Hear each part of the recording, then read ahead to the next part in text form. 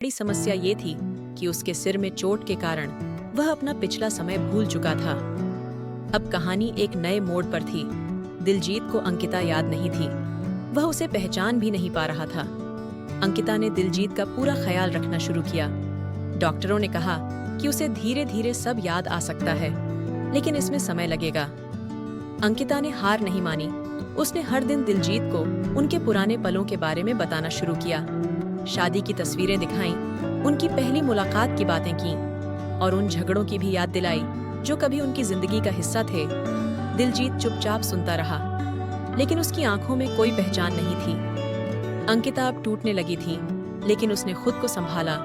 उसने सोचा कि अगर दिलजीत को सब याद नहीं आता तो भी वह उसके साथ खड़ी रहेगी। एक दिन दिलजीत ने अचानक अंकिता से कहा, तुम्हें देखकर कुछ अजीब सा महसूस होता है, जैसे मैं तुम्हें जानता हूँ लेकिन याद नहीं कर पा रहा। अंकिता की आंखों में आंसू आ गए। उसने उसे कहा, शायद ये हमारा नया मौका है, फिर से एक नई शुरुआत करने का। अगले कुछ महीनों तक अंकिता ने दिलजीत के साथ हर वो पल फिर से जिया जो कभी उनके बीच था। धीरे धीरे दिलजीत को कुछ कुछ याद आने लगा। उसकी यादें लौटने लगीं, लेकिन इस बार वो पहले जैसे झगड़े करने वाला दिलजीत नहीं था। उसने महसूस किया कि उन झगड़ों का कोई मतलब नहीं था।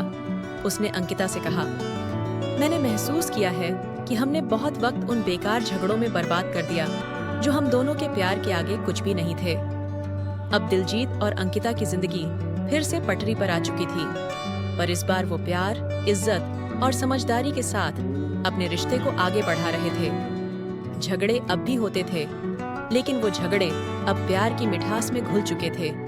उन्होंने सीखा था कि जिंदगी में छोटे छोटे पल ही सबसे बड़े होते हैं और उन पलों को झगड़ों में बर्बाद नहीं करना चाहिए।